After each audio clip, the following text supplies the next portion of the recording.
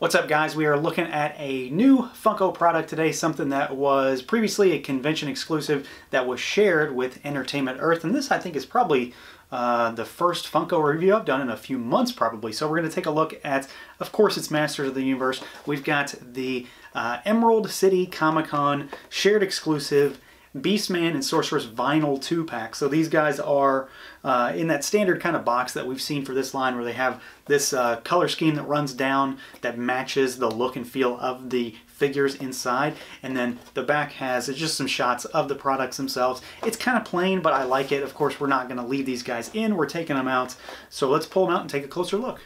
Alright guys, so here are the vinyl figures out of the box, and if you've seen the other vinyl reviews that I've done, you'll know that there's not a great deal to talk about here. There isn't a whole lot to these. It's kind of a what you see is what you get.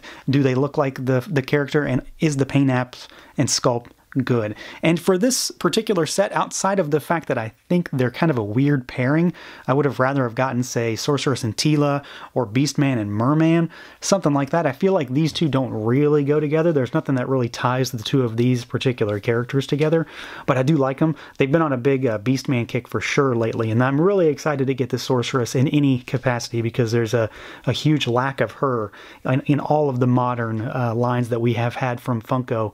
So we've got the same style of figure that we're used to seeing, the kind of blocky bodies with the big head, and then of course the Sorceress has her wings that are sculpted on, which I think look pretty exceptional. And then they do both have the clear bases that we've seen. I believe that is a standard for this line, even though they don't really need them. I do like the fact that they have them.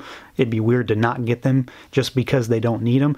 They've got those large heads with some pretty decent paintwork on them. I'm happy with Beastman's face. I have had some issues lately with a few products here and there from Funko in the paint department. I can safely say that that is not the case, especially with Beastman. His face is painted very, very cleanly. All of the lines are very nicely done, and I don't have any real problems with him. He does have a little bit of sculpted detail on the arms. He's got the armbands on there, and then he has his little emblem that hits the collar of his kind of fur chest that he has there. Otherwise, I think he's pretty good. I mean, we've had a lot of him lately, so I'm kind of tired of him right now. So the Sorceress is really where I was interested in this set in particular. We obviously have her, bird hood, so her Zor type hood there. We've got the feathers that are painted on the chest piece and the ruffling feathers on her boots. But the big thing for me is her face. I kind of wish she wasn't smiling and had her eyes like this. I would have rather had her eyes open. So she's kind of the odd man out of the ones that we've gotten so far in this line, at least for what I have. There might be others that do this.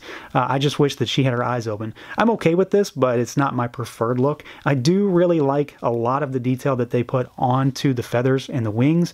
They are probably the most sculpted aspect out of any vinyl figure that I have gotten from Funko, and that sculpt work extends to the back as well, and there is a little added paint to kind of make the feathers come out a little bit more on the upper layer here, and then of course all of this is sculpted. So I do like her. I think she's a solid figure, and I'm very happy to have gotten her. My only real gripe is just it's a personal preference thing.